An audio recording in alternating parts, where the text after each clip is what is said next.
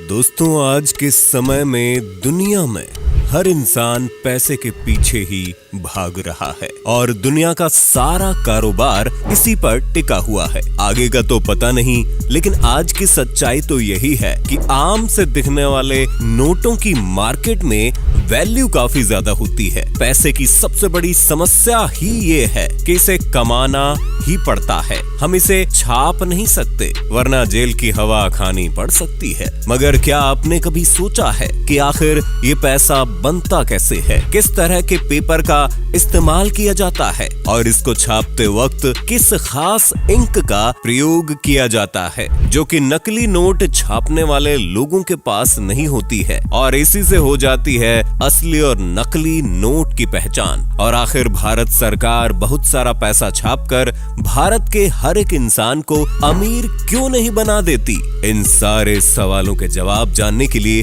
Video के अंत तक जरूर बने रहिएगा। और जानकारी भरा सफर स्टार्ट करने से पहले वीडियो को लाइक करके चैनल को सब्सक्राइब कर लीजिए, क्योंकि ये वीडियो हमने बड़ी मेहनत से बनाई है। चलिए शुरू करते हैं। दोस्तों, नोटों की फैक्ट्री में चलने से पहले हम आपको बता दें कि भारत में नोट बनाने का अधिकार सिर्फ एक ही संस्था के पास होता है, और वो है भारत का रिजर्व बैंक ऑफ इंडिया, यानी कि आरबीआई। रिजर्व बैंक का काम है कि सभी बैंकों को इंस्ट्रक्शन देना और ये सुनिश्चित करना कि फाइनेंशियल सिस्टम सही तरीके से काम कर रहा है या नहीं। इसे बैंक ऑफ बैंक्स भी कहा जाता है, क्योंकि ये बाकी सभी बैंकों के एक एक कदम पर कड़ी नजर रखने के साथ साथ उसे लोन देने का भी काम करता है। 1 रुपए को छोड़कर आरबीआई 10,000 तक के सभी नोटों को छाप सकता है। आपको जानकर हैरानी होगी कि ब्रिटिश सरकार ने साल 1862 में पहले नोट को छापा था, जो कि यूके की कंपनी द्वारा छापे जाते थे। उसका करीब 200 साल बाद 1920 में ब्रिटिश सरकार ने नोट को भारत में छापने का फैसला किया, और अब भारत में 4 नोट छापने की प्रेस है, जिसमें से पहला महाराष्ट्र के नासिक, दूसरा मध्य प्रदेश के देवास, तीसरा मैसूर और चौथा पश्चिम बंगाल के सालबोनी शहर में मौजूद है। और इन चारों प्रिंटिंग फैसिलिटीज हब को वित्त मंत्रालय के अधीन काम करना होता है। अब हम जानते हैं कि आखिर नोटों को छापने में कितना खर्चा आता है। सबसे पहले हम बात करते हैं सबसे बड़े नोट की। इस खूबसूरत से गुलाबी रंग के 2000 के नोट को छापने में लगभग 4 रुपए का खर्चा आता है। वहीं 500 के हरे भरे से नोट को छापने में तकरीबन 2 रुपए 65 पैसे का खर्च आता है। अब आप ये सोचो कि इतने कम पैसों में छपने वाले ये नोट आखिर इतनी वैल्यू के कैसे होते हैं? आप हमें अपनी राय कमेंट करके बता सकते हैं। और जहां 200 के नोट को छापने पर लगभग 2 रुपए 48 पैसे का खर्च आता है, वहीं 100 रुपए के नोट पर लगभग 1 रुपए 51 पैसे का खर्च आता है। और जहां 50 रुपए के नोट के लिए 1 रुपए 22 पैसे लगभग खर्च करने पड़ते हैं, वहीं पे 10 और 20 के लिए औसतन 1 रुपए का खर्चा आता है। आपको बता दें कि 1 रुपए के नोट को भारत सरकार परमिशन से ही छापना होता है, लेकिन अभी कुछ सालों से 1 रुपए के नोट छपने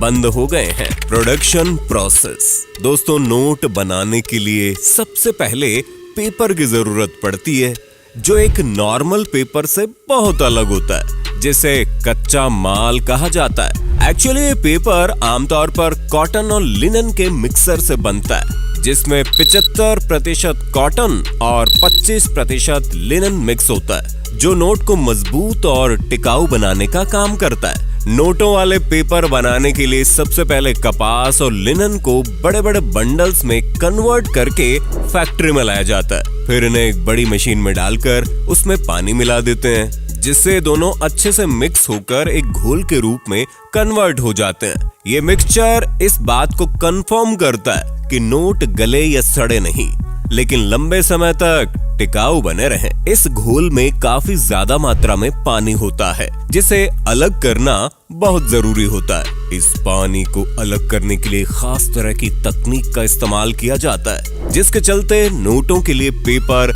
एक सही टेक्सचर में तैयार हो सके। इस प्रोसेस के बाद इस सूखे हुए टेक्सचर को एक अलग मशीन में डाला जाता है, जो इसे बहुत ही आसानी से पतले पतले पेपर या फिर शीट्स में बदल देती है, जो करेंसी के लिए बिल्कुल परफेक्ट होते हैं।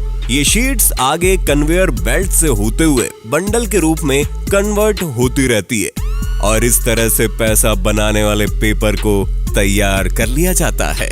लेकिन दोस्तों, सबसे खास बात ये है कि इन सभी पेपर्स को होशंगाबाद और मैसूर के पेपर मिल में तैयार किया जाता है, जिसे भारत सरकार और रिजर्व बैंक ऑफ इंडिया द्वारा ऑपरेट किया जाता है। अब हमारा अगला प्रोसेस आता है डिजाइनिंग का, जिसे बहुत ही केयरफुली तरीके से तैयार किया जाता है, जिसमें हर नोट पर एक खास तरह का वाटर मार्क, ग्राफिक डिजाइनिंग और सिक्योरिटी फीचर्स को ऐड करके एक परफेक्ट इंडियन नोट तैयार किया जाता है। इसके साथ ही हर इंडियन नोट पर महात्मा गांधी जी की इमेज के साथ साथ एक खास सीरियल कोड और एक चमकीली पट्टी लगाई जाती है, जिस पर RBI लिखा होता है। और इसी पट्टी की सहायता से ही हम नकली और असली नोट की पहचान करते हैं। इसके लिए सबसे पहले पेपर के बंडलों को एक मशीन में डाला जाता है, जो सही साइज के अकॉर्डिंग उस पर पट्टी चढ़ाने का काम करती है। आपने अक्सर हर नोट पर अलग अलग सीरियल नंबर देखा होगा। इसके बाद अगला प्रोसेस उसी का होता है। इसके लिए हर नोट पर अलग अलग सीरियल नंबर प्रिंट किए जाते हैं। ये सीरियल नंबर प्रिंटिंग के समय एक ही सीरीज में दिए जाते हैं, जिससे नोट की पहचान अनोखी बनी रहती है। इसके साथ ही फैक्ट्री में लगे क्वालिटी एक्सपर्ट कंप्यूटर की हेल्प से इन सभी नोटों की क्वालिटी को अच्छे से चेक किया जाता है और इसी दौरान कंफर्म किया जाता है कि हर नोट का रंग, डिजाइन और सीरियल नंबर एकदम सही है या नहीं। प्रिंटिंग प्रोसेस में करेंसी के कलर का सही और एक्यूरेट होना बहुत ही इंपॉर्टेंट होता है। इसके लिए हमें जिस भी कलर का नोट बनाना होता है, उस रंग को सबसे पहले एक बड़ी मशीन में जरूरी मात्रा में मिलाते हैं। एक्चुअली नोटों का कलर क्वांटिटी पर ही निर्भर करता है, इसीलिए कलर को सही अमाउंट में मिलाना जरूरी हो जाता है। यदि रंग में जरा सा भी अंतर होता है तो पेपर खराब हो सकता है। कलरिंग के बाद जब मशीन में डाले गए नोट एक साथ कलर होकर बाहर आते हैं तो ये पूरी तरह से दिखने में कंप्लीट लगता है। लेकिन अभी हमारा प्रोसेस पूरा कंप्लीट नहीं हुआ। नोट को पूरी तरह से कंप्लीट करने के लिए अब एक कुछ प्रक्रिया बची हुई है। कलरिंग के बाद अब हमारा अगला प्रोसेस आता है फिनिशिंग और चेकिंग का। इस प्रोसेस में नोट पर लिखी गई संख्या को चमकदार बनाने का काम किया जाता है। इसके लिए उस सीरियल नंबर पर एक खास चमकीले स्पार्कल जैसे पेस्ट का इस्तेमाल किया जाता है, जिसे मशीन के जरिए हाईलाइट किया जाता है। जैसे कि आपने 500 और 2000 के नोटों पर हरे रंग में चमकते हुए नंबर को देखा होगा। ये चमक न केवल अट्रैक्टिव दिखती है बल्कि सिक्योरिटी के पर्पस से भी जरूरी हो जाती है। इसके बाद फैक्ट्री में लगे वर्कर्स हर नोट की क्वालिटी को चेक करते हैं, जिसमें नोटों के कलर्स, वाटरमार्क्स, ग्राफिक डिजाइनिंग और प्रिंट हुए शब्द को प्रॉपर चेक किया जाता है। वहीं अगर किसी नोट में कोई खराबी होती है तो उन्हें तुरंत निकाल दिया जाता है और उसे दोबारा सही प्रक्रिया के लिए भेज दिया जाता है। इसके अलावा जो नोट सही होते हैं तो उनके ऊपर वाटरमार्क और सिक्योरिटी लेवल लगा दिया जाता है। आपको जानकर हैरानी होगी कि हमारे भारत में हर साल लगभग 22,000 मैट्रिक टन पेपर केवल नोटों को छापने में इस्तेमाल किए जाते हैं। इसके साथ ही अगर हम लागत की बात करें तो साल 2016 में भारत सरकार ने लगभग $21.2 बिलियन बैंक नोट छापे थे, जिसमें करीब $502 मिलियन का खर्च आया था। अब हमारा अगला प्रोसेस कटिंग का आता है, जिसमें हर नोट को एक स्पेशल साइज में काटा जाता है। ये प्रोसेस भी बहुत एक्यूरेट होता है, क्योंकि थोड़ी सी भी गलती से नोट की क्वालिटी पर असर पड़ सकता है। नोटों की कटिंग के बाद नोट को प्रेस किया जाता है, जिससे वो एकदम कड़क और एक समान हो जाए। नोट की कटिंग और उन्हें कड़क करने के बाद नोट्स को एक ट्रांसपेरेंट पॉलीथीन में पैक किया जाता है, जिससे ट्रांसपोर्टेशन के दौरान वो सेफ रहे।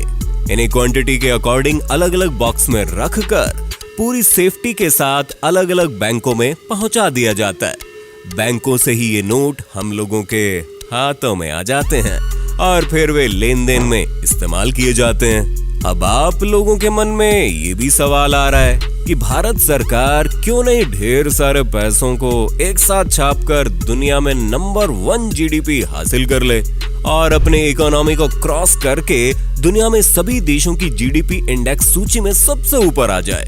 इसके अलावा हम सब ये भी सोचते हैं कि भारत सरकार ढेर सारा पैसा छापकर गरीबी को दूर क्यों नहीं करती। इसके पीछे बहुत बड़ा कारण है।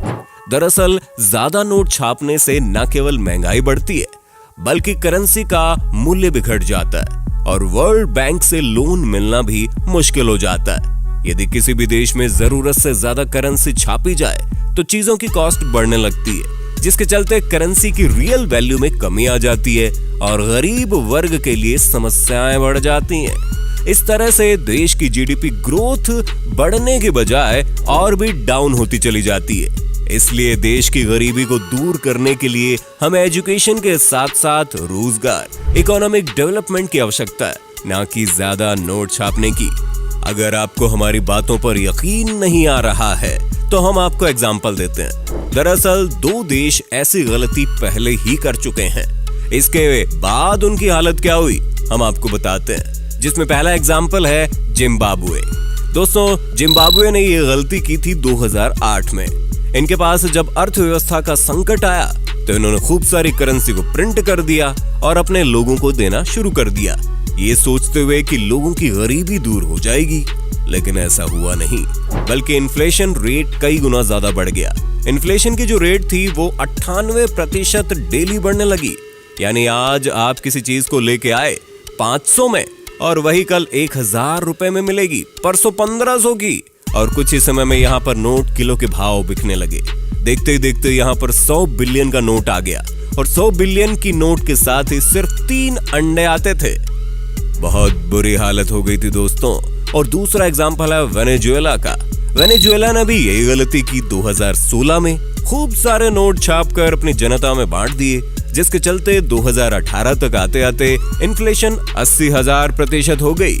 तो दोस्तों, अब तो आप समझ ही गए होंगे श्रीलंका और पाकिस्तान जैसे देश इतने बदतर हालात के बावजूद आखिर क्यों नोट छापने की गलती नहीं कर रहे हैं। क्योंकि उन्हें अच्छी तरह से पता है किसी से कर्ज लेकर अपना खर्चा चला लिया जाए, जिसे बाद में अच्छी ग्रोथ रेट के साथ कवर कर लिया जा सकता है। लेकिन अगर एक बार महंगाई बढ़ गई तो इकोनॉमी को वापस पटरी पर लाना बहुत ही मुश्किल हो जाएगा। तो दोस्तों, इस पर आपका क्या कहना है हमें कमेंट सेक्शन में जरूर बताइए। साथ ही ये प्रोसेस आप सभी को कैसा लगा ये भी जरूर बताइए। और अगर आपको वीडियो पसंद आई है ना तो इसे लाइक करके, शेयर करके हमारे चैनल को सब्सक्राइब भी कर देना। धन्यवाद।